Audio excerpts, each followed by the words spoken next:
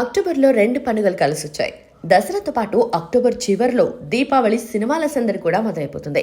తొలి వారంలో 4 సినిమాలు వస్తున్నాయి. శ్రీ విష్ణు స్వాగ్ 4వ తారీఖున విడుదల కానుంది.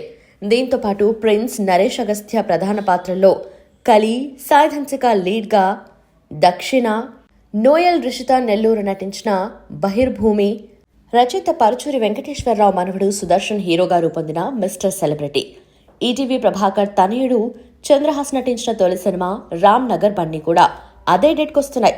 ఈ సినిమాలన్నిటిలో శ్రీవిష్ణు స్వాగ్ పైనే ఎక్కువ బజ్ ఉంది. 4 తరాల కథ. శ్రీవిష్ణు 4 గెటప్లో కనిపించనున్నారు.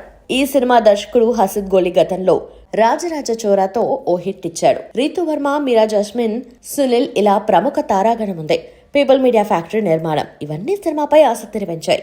రామ్ నగర్ బన్నీ ట్రోలింగ్ ప్రమోషన్స్ తో కొందరి దృష్టిని ఆకర్షించగలిగింది.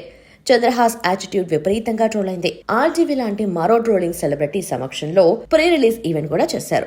మొత్తానికి తొలి సినిమాకే యాటిట్యూడ్ స్టార్ ట్యాగ్ తో వస్తున్నాడు రామ్ నగర్ బన్నీ.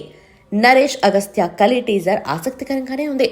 అయితే ఆడియన్స్ ని థియేటర్స్ కి రప్పించగలదా లేదా అనేది అనుమానం. దక్షిణతో పాటు మిగతా సినిమాలపై ఏమంత బస్ లేదు. నిజానికి దసరా వారంలోనే కనీసం 2 పెద్ద తెలుగు సినిమాలు రావటం ఆనవాయితీగా ఉండేది. కానీ ఈ ఏడాది పెద్ద సినిమాల జోరు లేదు. కేవలం గోపీచంద్ విశ్వం ఒకటే తెలుగులో పెద్ద సినిమా. గోపీచంద్ శ్రీను వైట్ల కాంబినేషన్లో అక్టోబర్ 11న ఈ సినిమా ప్రేక్షకుల ముందుకొస్తుంది. శ్రీను వైట్ల మార్క్ వినోదం ఉన్న సినిమా ఇది. దసరాకి తెలుగులో మరో పెద్ద సినిమా లేకపోవడం కలిసొచ్చే అంశం. గోపిచంద్, శ్రీను వైట్ల ఇద్దరు కమర్షియల్ సినిమాలతో అలరించేవారే. అయితే చాలా కాలంగా వీరికి మంచి కమర్షియల్ విజయం దక్కలేదు. ఆ లోటు విశ్వం తీరుస్తుందేమో చూడాలి. డబ్బింగ్ సినిమా రజనీకాంత్ వెట్టయాన్ కూడా దసరా బరిలో ఉంది. అమితాబ్ బచ్చన్, ఫాద్ ఫాజిల్, రానా కీలక పాత్రలు పోషించిన ఈ సినిమా 10వ తారీఖున విడుదల కానుంది. రజనీ సినిమా అనగానే ఒక అటెన్షన్ ఉంటుంది. దానికి తోడు జైలర్ తర్వాత రజనీ నుంచి వస్తున్న సోలో రిలీజ్ కావటం, ఓ పాట వైరల్ అవటంతో వెటయాన్ పై దృష్టి పడింది. కాకపోతే తెలుగు లేదా అందరికీ అర్థమయ్యేలా ఓ ఇంగ్లీష్ టైటిల్ పెడితే ఇంకా బాగుండేది. కానీ అదే పేరుతో రిలీజ్ చేస్తున్నారు. సుధీర్ బాబు మా నాన్న సూపర్ హీరో 11వ తారీఖున వస్తుంది. ఇదొక ఫ్యామిలీ డ్రామా.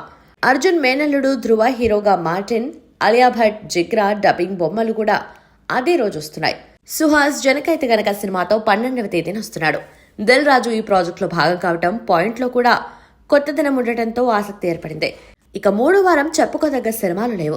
చివరి వారంలో దీపావళి కానుక సినిమాలు క్యూ కడుతున్నాయి. Dulquer Salmaan, lucky Bhaskar, Vishwak Sen mechanic rocky, Satyadev, dolly Dhananjaya, zebra, Sivakarthikeyan, Amaran ఈ సినిమాలన్నీ 31వ తేదీన బాక్సాఫీస్ ముందుకొస్తున్నాయి. ఈ 5 సినిమాలపై మంచి క్రేజ్ ఉంది. జాన్రస్ పరంగా కూడా దేనికవే ప్రత్యేకమైన సినిమాలు. మొత్తానికి అక్టోబర్లో కొత్త సినిమాలకు లోటు లేదు. మరి ఎన్ని చిత్రాలు బాక్సాఫీస్ వద్ద కాసుల వర్షం కురిపిస్తాయో చూడాలి.